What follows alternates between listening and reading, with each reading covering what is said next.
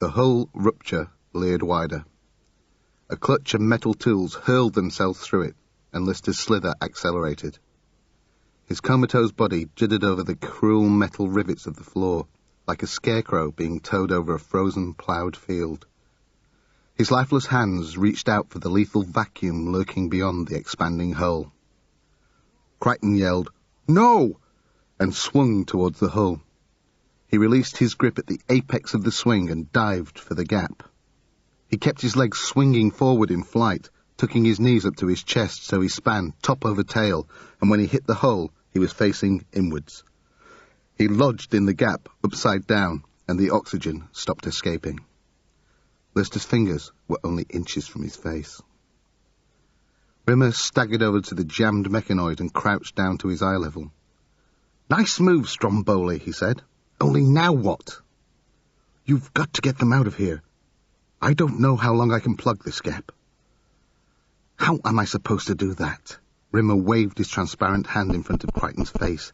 "I'm a hologram, remember?" Crichton's eyes flitted left and right. "I don't know.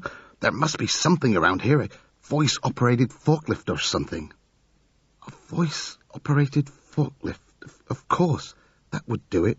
Rimmer's panicked eyes wandered giddily around the deck. "Do you think there's one on board?" Exasperation and frustration overrode Crichton's politeness protocols. "I don't know, you encephalopathetic donkey gonad. Look, damn it!" The insult did the trick. Rimmer streaked towards the nearest bay, paused just long enough to establish there was nothing that could help, and raced off to the next one. Nothing there, either. He skidded into another empty bay. He heard Crichton yelling, "Quickly!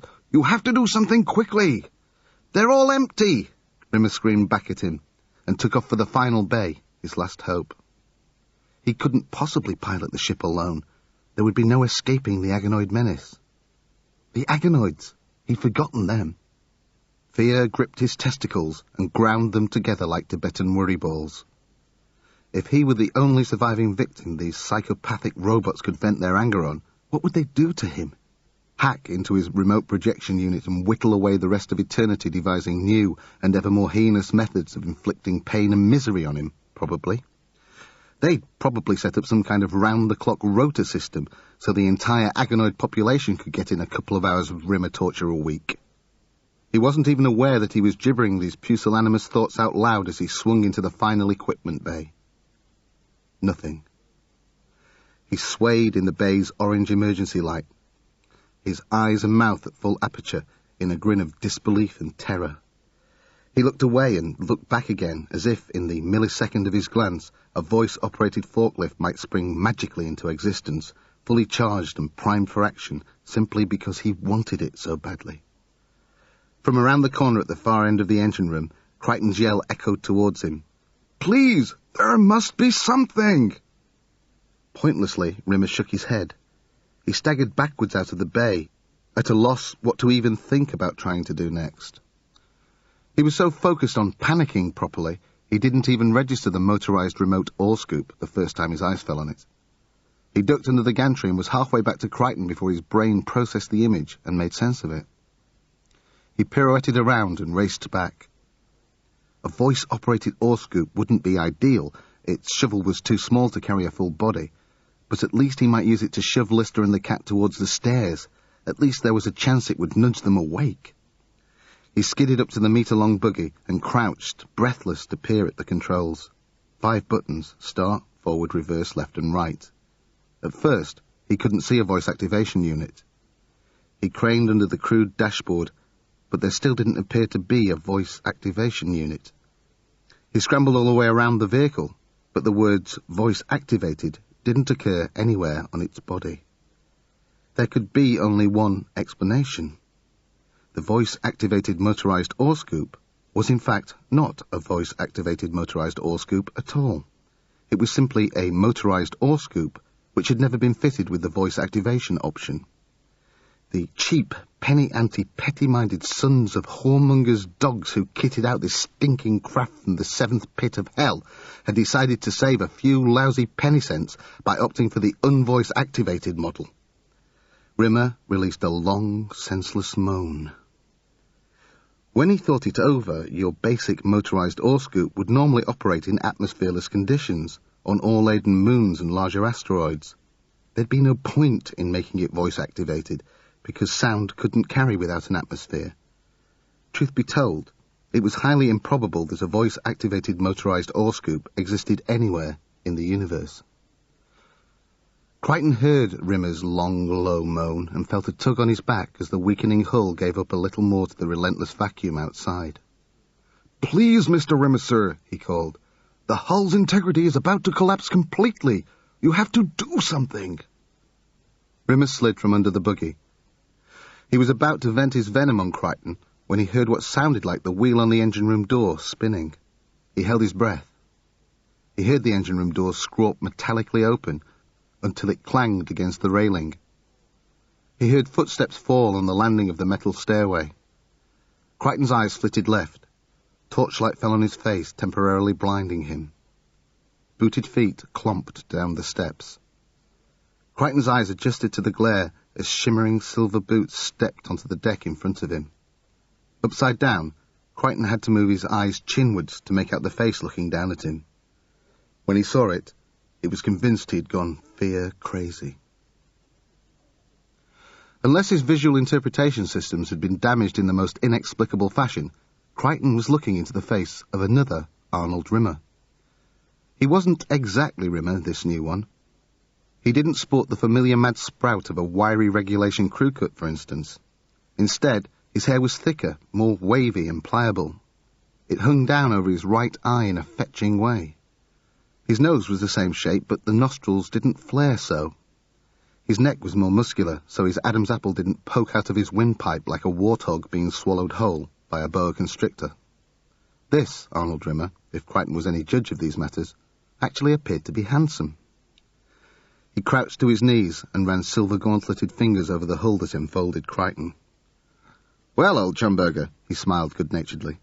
"Looks like you've got yourself in a bit of a pickle jar and screwed the lid down tight." His voice was full of charm and confidence, and despite the gruesomeness of their predicament, Crichton actually felt himself relax. "Don't worry about me, sir." Crichton nodded towards the prone figures of Lister and the cat. "You really should take a look at them." The new Rimmer glanced over his shoulder, then back towards Crichton. "First things first, old sausage. If we don't secure this hull somehow, we're all going to wind up as space porridge. Tell me, am I being an incorrigible old thickhead, or does this transport belong to some sort of mining ship?" Crichton nodded. "Indeed it does, sir." "Then you must have some sort of cutting laser lying around, and some welding gear too." Crichton nodded again. "Over there."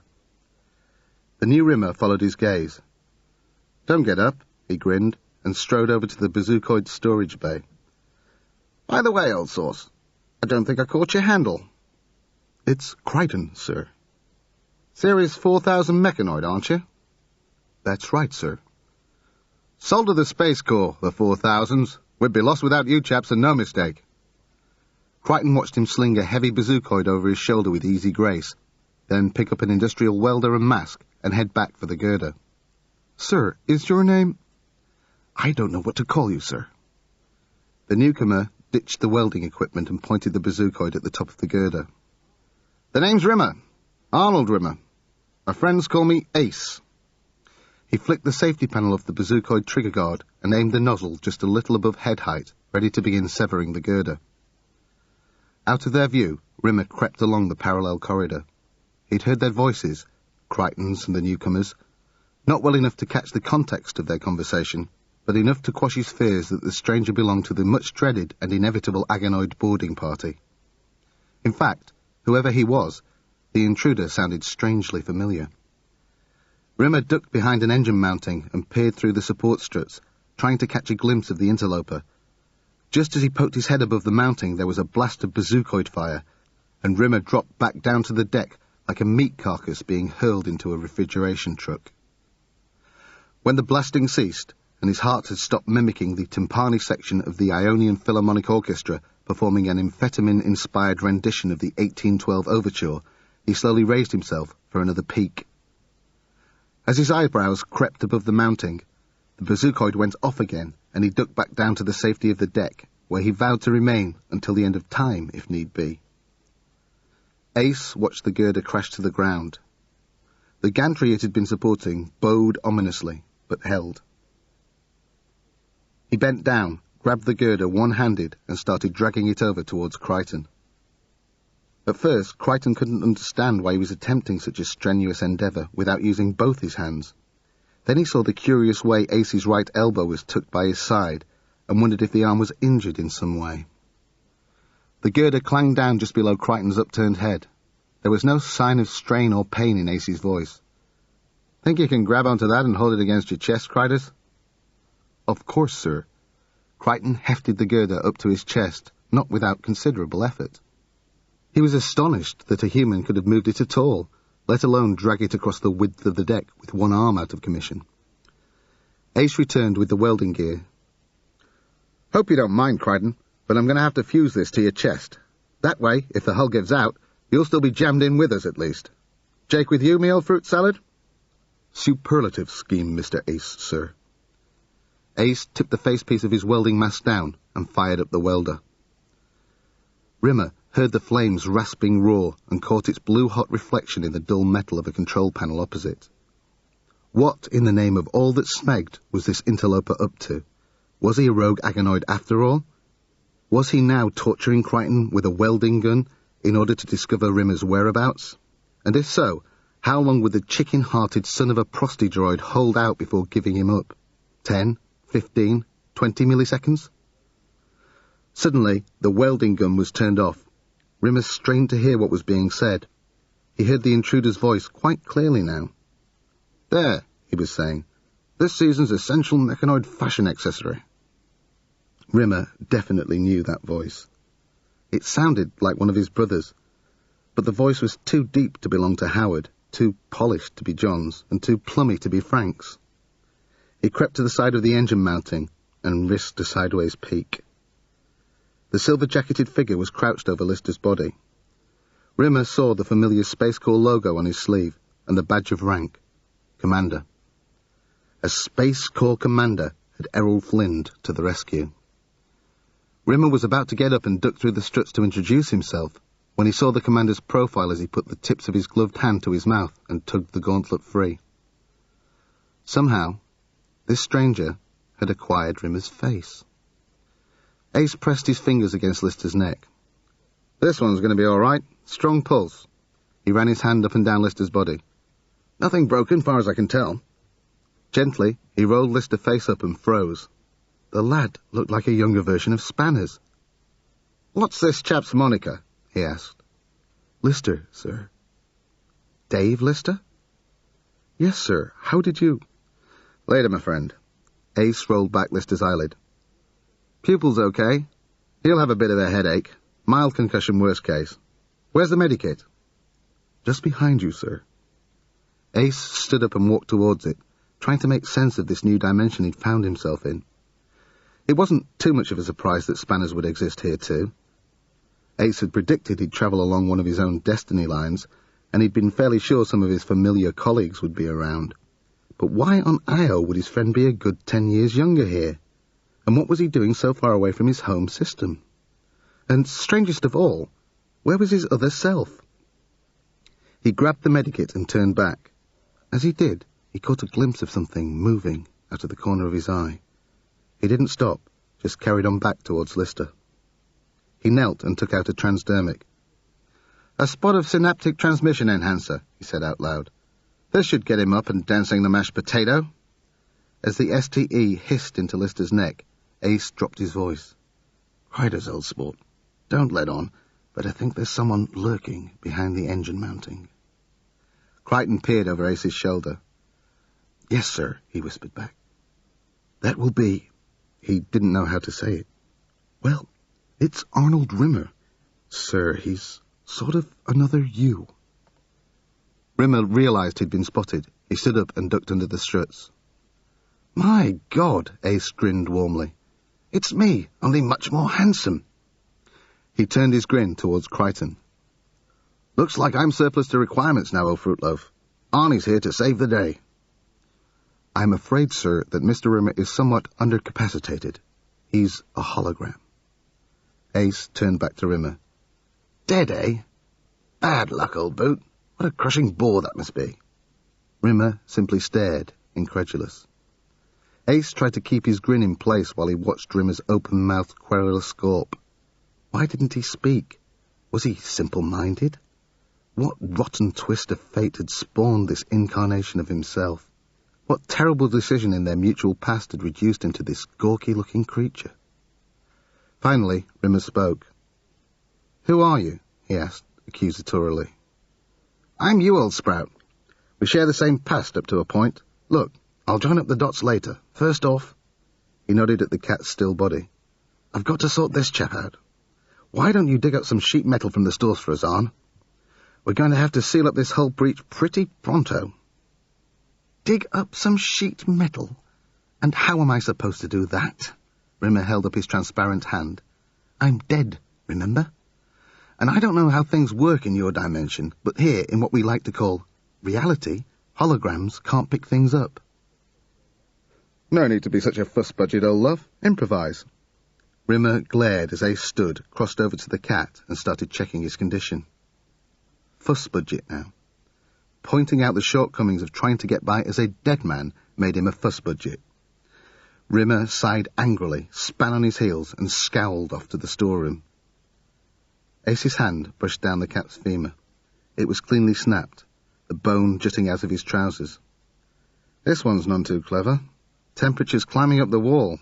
Bad break of the right leg. Can't rule out internals. How are your medical facilities?" "Primitive, sir. We have a basic medical scanner up in the ops room and a surgical laser, but that's about it." "Should be enough." He shot the cat a dose of Jolly Jelly. "Can't have him waking up before we sorted out his break, and I'm going to need some help for that." He heard a groan and glanced over at Lister, who was beginning to stir. Ace checked his watch. "He'll be back in the land of the living in 5 minutes or so. I'll reset the leg then. Meantime," he straightened and stretched, "I'd better check out how Arnie's doing with the sheet metal."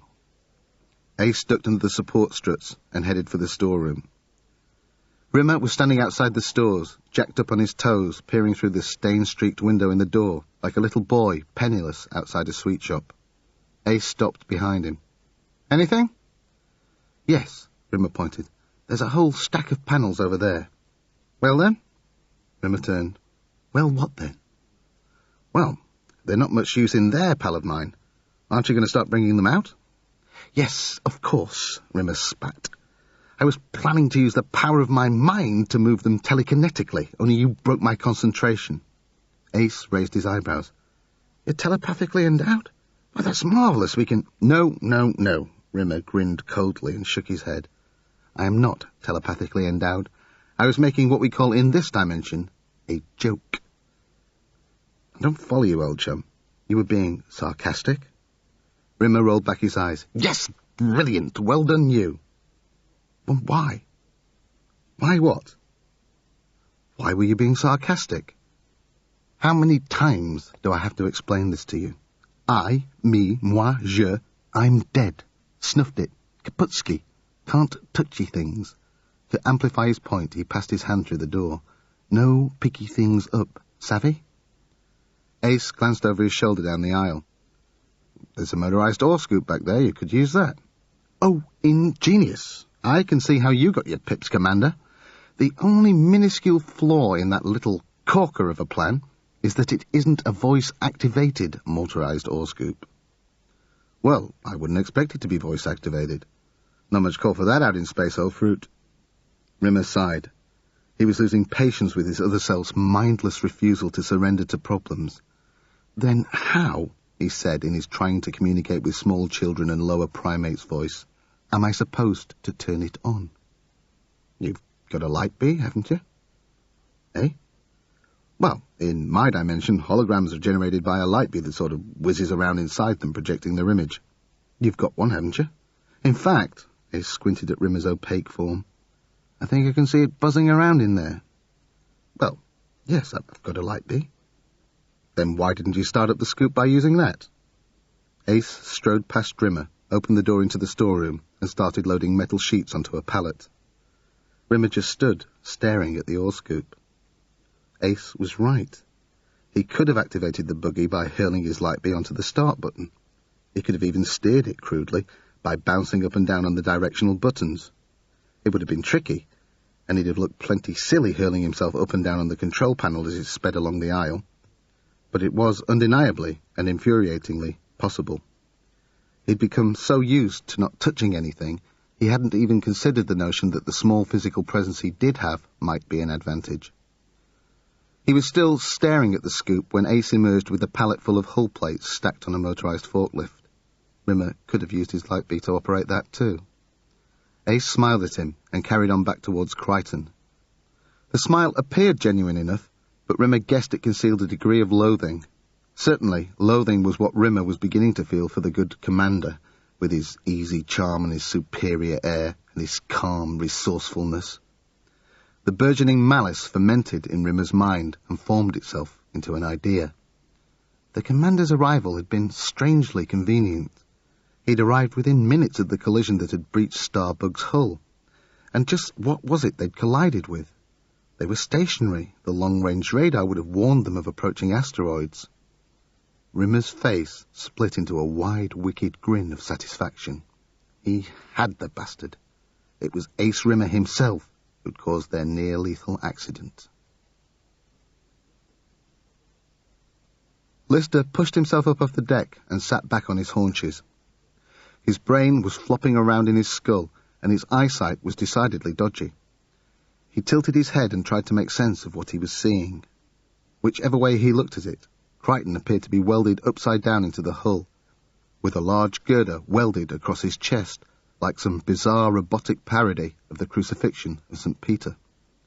It didn't help when Crichton smiled and winked at him and asked him how he was feeling.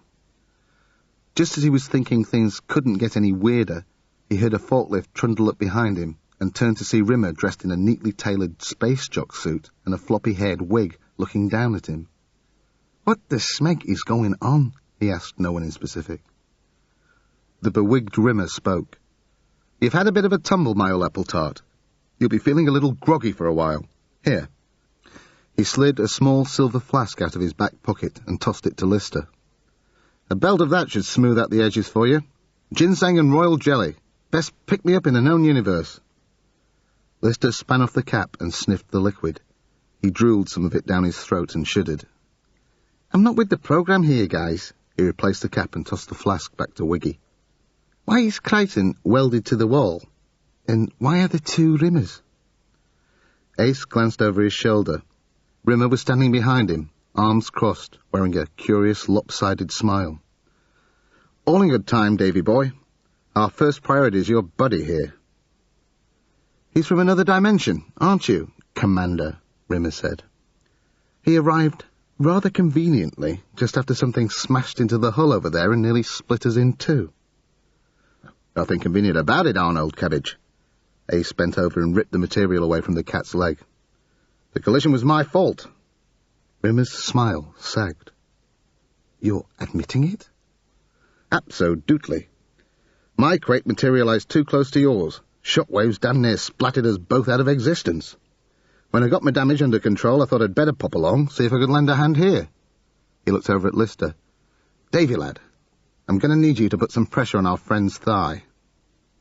Rimmer stared in slack-mouthed disbelief as Lister stepped over the cat's body and put his hand on the injured thigh.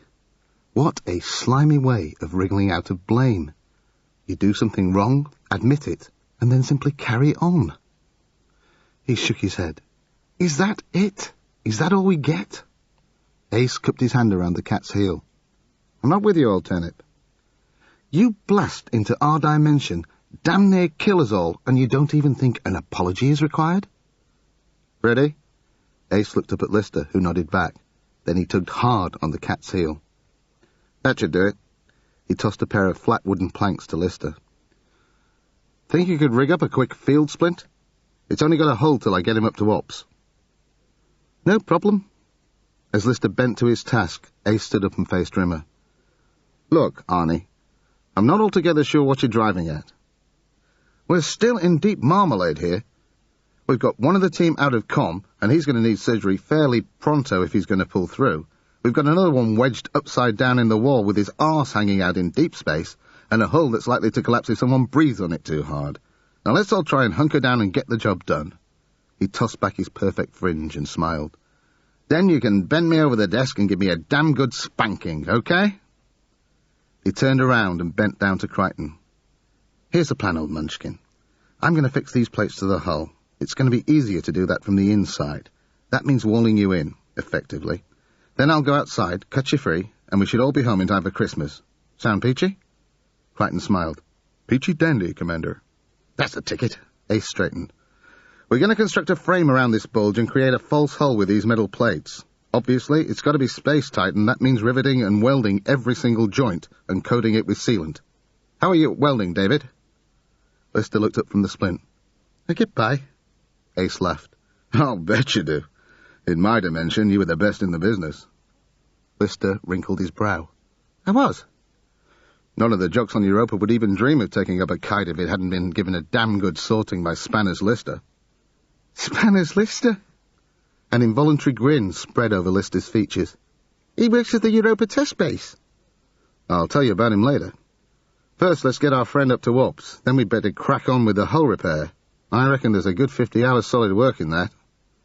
Crichton smiled with his lips and panicked with his eyes. The hull damage must have savagely depleted their available oxygen supply. There was a very good chance that 50 hours was more than they had left.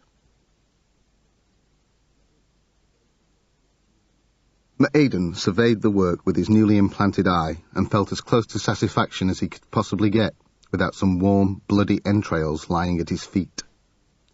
It had been many months in the making and had required more cooperation than Agonoid kind had ever achieved before. It was a magnificent accomplishment, undeniably. The first and only example of Agonoid interior design. They called it the Death Wheel. Fundamentally, it was a series of corridors that led out from each of Red Dwarf's docking bays to a central point, but there was much more to it than that. Once the simpering human and his crewmates landed on board, automatic systems would begin draining away their oxygen. They would be forced to flee the docking bay and race into the corridors that formed the spokes of the death wheel. The doors would seal behind them, and then the temperature would begin climbing to unbearable levels, compelling them to head towards the next corridor, which would again seal off their retreat. There, they would gradually realize that the ceiling was moving inexorably downwards, threatening to crush them like garbage in a waste compactor, and driving them onwards to the next corridor. With each new corridor, the dangers would become more and more intolerable, and they would have less and less time to move on through. Finally, they would stagger, breathless and cowed with fear and panic, into the hub of pain. The hub of pain was the pièce de résistance, a huge dome-shaped room with a viewing gallery circling the ceiling. The walls were lined with every conceivable kind of cutting and bludgeoning weapon, and every instrument of torture ever invented by the extremely inventive human mind. Maces, pikes, swords and sabres, chainsaws, buzzsaws, tenon saws and hacksaws, dentist drills, scalpels, and a whole range of gleaming metal apparatus designed for gynecological surgery. Mallets, sledgehammers, clawhammers and jackhammers, racks, iron maidens, gonad electrocution kits, testicle handcuffs, jockstraps lined with razor blades, acid-filled enema bags, and easy listening music. You name it, if it caused pain, if humans feared it, it was there. Aidan drooled at the beauty of it all. The bleating human and his human-loving friends would be given time to allow the full horror of what awaited them to sink in, and then the signal would be given. The race would begin. The entire Agonoid population would be locked, lurking in individual chambers. Once the signal was given, the doors of these chambers would be sprung simultaneously, and the Agonoids would each charge down a corridor. These were arranged in a series of V-shapes, so that two neighbouring corridors met at the apex of the V in a single doorway. The door would seal after allowing one of the Agonoids through. An Agonoid could use any means, fair or foul, to beat his rival to the next corridor, where the process would be repeated, then repeated again, each time reducing the combatants by half, until there were just two rivals left to fight for the right to pass through the door to the hub of pain. for the right to be the one. Of course, there would doubtless be a great many Agonoid deaths along the way, but that just added to the fun nature of the event.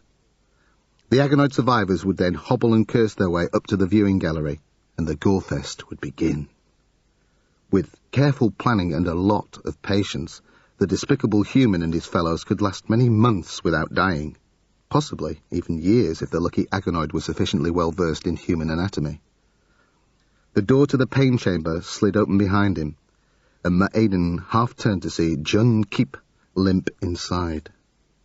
Jun had masterminded the Death Wheel's design, and had been the driving force behind its completion.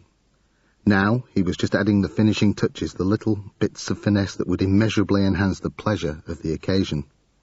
He placed a small rubber sheath on the wall, just beside the screw-action nutcrackers. He saw the query in Ma'aden's glance. "Condom smeared inside with vapor rub," he said by way of explanation. "Apparently it burns like a demon." Ma'aden smiled and nodded. Although Jun was unquestionably the brightest and most inventive of the Agonoids, Ma'aden pitied him. Over the years, many of his parts had ceased functioning, and he was dangerously weak, lacking the physical strength to win himself replacement bits in combat. The only reason he hadn't been attacked and dismantled was his capacity for invention and design. His skills had kept the Agonoid fleet operational these many years, but it was only a matter of time before too much of him broke down for him to function effectively, and he would become nothing more than a spare parts repository and so much scrap metal. In short, there was no way Jun would become the one. His mind had conceived the Death Wheel, and yet he would be nothing more than a spectator when it was put to use. He wouldn't even make it through the first doorway. Jun placed a series of small boxes on a shelf. "Contact lenses made of scouring pads, barbed wire dental floss, nipple-sized pastry cutters," he listed, "foreskin clippers, small metal cocktail umbrella." "What's that for?" "Anything you like, really, though I thought it might come in handy for scraping out the inside of the penis tube." Ma'aden nodded approval. Jun carried on. "Leg waxing strips. Staple remover. I thought that might be useful for clipping off scabs, keeping the wounds all fresh and runny. Rectal thermometer coated in sandpaper. Yes, I think that's the lot." He stood back and examined the newly arranged torture paraphernalia with a critical eye. "Oh, I almost forgot." He reached into his belt bag and tugged out a card. "This should really put the rave into grave." He placed the card in prime position on the torture shelf. "What is it?" "It's a scramble card. New design. It eliminates temper loss, so the one can keep his head if the human annoys him, not get carried away and end the spectacle too soon. It also cuts out fatigue, improves reaction time, and amplifies the pleasure nodes. Well," he rubbed his hands together, "can't hang around here all day. I've got a battery-powered fingernail plucker to wire up." He smiled at Ma'aden and turned to go. "You will be ready in time?" Ma'aden asked. The grand opening of the Hub of Pain was scheduled to take place in less than 12 hours' time. The entire Agonoid population would gather to inspect the delights of the chamber and get familiarized with its intricacies. There would be much merriment, a lot of scramble carding, and, of course, a not inconsiderable amount of unnecessary mindless violence. Such Agonoid gatherings only took place every few centuries or so, largely because the death toll was so high. This evening's party could be expected to result in a 25% reduction of the population. Jun Keep nodded. "Everything will be ready, I assure you," he said, and hobbled through the door. Ma'aden crossed to the torture shelf, picked up the scramble card, and turned it over in his hand. "Improves reaction time," he mumbled to himself. If this card really did that, it could give him a good enough edge to win the human race. Ultimately, it was a race, after all, and speed was paramount. No matter how brutally you disposed of your rival, if he didn't make it through the door before the victor of the struggle in the adjacent corridor, he would have a clear run, and you'd be shut out without a fight. He slipped the card into his head socket and waited for the effect to kick in. He felt nothing. No amplification of the pleasure nodes. Nothing. Disgusted, he removed the card and flung it back on the shelf. He would win the race on his own merits, he told himself. But he was wrong. For Made in Taiwan, there would be no race. The damage had already been done. The cat moaned and opened his eyes. He heard an unfamiliar voice say, "Steady on there, laddie." But it didn't occur to him to try and find out who the speaker was. He could feel a strange sensation in his right leg. He thought about it for a few moments and decided it was pain. It didn't bother him much at all, which struck him as amusing somehow. He giggled. Lister said, "He's coming round." "Worry ye not, Davy boy. He's shot full of jolly jelly. He's happier than a bunch of hippies at a ganja harvest." The cat raised his head and looked down at his body and saw the rip in his apricot-coloured skin-tight silk trews, with the field splint below. Blood had soaked all over his trousers from a wound in his leg. "Oh, boy," he moaned, "that looks real bad." "I shouldn't fret, my old roly-poly pudding," the voice behind him said. "We'll have that leg sorted out before you know what's happening." "Leg? Who's worried about the leg? It's the colour combination that's bothering me. Red and apricot?" Cat's head slammed down on the stretcher's blow-up pillow. "I'm bleeding a tasteless colour." Ace bent down and grabbed the front end of the stretcher with his good hand. "Better get him up to Ops. He's getting delirious." "Not necessarily." Lister stooped and grabbed the rear. "He's always like that." They hoisted the stretcher waist high and hauled it up the stairway. Ace paused on the landing and called down to Crichton. "Hang in there, old pal. Smoke us a kipper. We'll be back for breakfast." And they carried the cat through the door. Crichton watched them go. He shook his head, smiling. What a guy. Rimmer looked down at Crichton, incredulity twisting his face into a one-sided grin. "He's taken you in, hasn't he? He's taken you all in." "I'm not sure I'm following you, sir." "He's got you all believing he's a combination of Captain Courageous, the Scarlet Pimpernel, and James Bloody Bond. Smoke me a kipper, I ask you. Ace, what a tosser." "Sir, I don't understand. You appear to be resentful of Commander Rimmer." "I'm not resentful. I can see through him, that's all. It's all an act. The bravado, the snooty space jock lingo, the calm confidence in the face of danger. Underneath, he's a quivering, jelly-spined underachiever." "With respect, sir, I don't think so." "He must be. He's me, remember? And I swear before you now, Crichton, if he once again refers to me as a fruit or a vegetable, I'll take that welding torch and set his puffy fringe on fire." "Well, he certainly seems to be getting our situation under control." "Under control? Crichton, turn on the radio and tune into Sanity FM. Even with all his poncy prancing around, the best we can hope is he'll get us all in good shape in time for the massed army of psychotic Agonoids to show up to mangle us slowly to death. If that's the situation under control, then give me mindless bleating panic every time."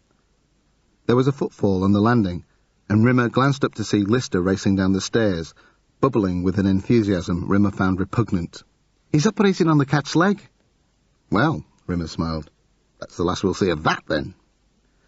Lister dashed straight for the welding gear. "No, apparently field microsurgery is all part of basic training in the Space Corps Special Service.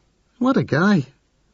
He told you he'd been in the SCSS, and you believed him." Lister tugged on the welding mask. "Why should he lie? He's building himself up, trying to make you think he's something he's not. And you're all buying it." Lister shook his head and tugged on the welding gauntlets. "I don't get your attitude, Rimmer. He's you." "He's not me. I'm me. He's the me who had all the breaks, all the luck, all the chances I never got." Crichton piped in unwelcomely. "In actual fact, sir, according to the commander, the differences between you come down to a single incident in your childhood." "Yeah, right. He probably got to go to some really great school while I was lumbered with I.O. House. He got to meet all the right people, greased his way up the old boy network, towel flicked his way into the Space Corps, Masonic handshook his way into flight school, and brown-tongued his way up the ranks." Lister sighed, switched off the torch, and pulled up his mask. "Can I make a suggestion, Rimmer?" He smiled pleasantly. "Can you shut the smeg up, you useless sheet stain?" He reignited the torch and turned back to his work. Rimmer kept his eyes on the nauseating little pipsqueak, nodding to buy time while his mind raced for a witty riposte to put the brattish trouser lizard in his place once and for all. As usual, his mind ran out of breath, and he began to look like a plastic dog in the back window of a car on a road lined with sleeping policemen. He turned on his heels and headed up the stairs. No respect, that was the problem. You'd have thought, after all they'd been through, that Lister and the others might have learned to respect him, just a little. But no. To them, he was just a joke. Yet the good commander breezes in, and within 17 seconds he has them all eating out of his underpants. Sickening. Rimmer carried on up the stairs to the ops room, half hoping that the commander might have botched the operation on the cat's leg, which would diminish his esteem somewhat. Ace was studying the cat's scan, his face cinematographed by the blue-white glow of the screen. Even Rimmer had to concede that he was handsome. It didn't make sense. Why didn't he suffer from the hair problems that beset Rimmer's own unruly, wiry thatch? Did he iron it or something girly like that? And why were his nostrils not flared in the same way? Could it be that he hadn't met Duncan Potson in Junior A, who taught Rimmer how to pick his nose with his thumb? Had their destinies diverged before then? Ace saw Rimmer out of the corner of his eye and smiled convivially. "On, just the chap." He tapped the screen. "Not too sure about our friend's anatomy." "Looks like he's not quite human." "No, he evolved from cats." "Not with you, old mucker. When did he evolve?" Rimmer rolled his eyes, as if the evolution of a domestic cat into a talking biped was such a commonplace occurrence that even the dullest schoolchild needn't have it explained. He sighed and recapped the cat's history as succinctly as he could. When he'd finished, Rimmer saw to his delight that Ace looked more than a little disturbed. "So what you're saying, old begonia, is that I've managed to show up around 3 million years from my own time?" Rimmer smiled. "Yes, my old toilet roll cover. That's precisely what I'm saying." "Well," Ace tugged a cheroot from behind his ear and chewed on it thoughtfully.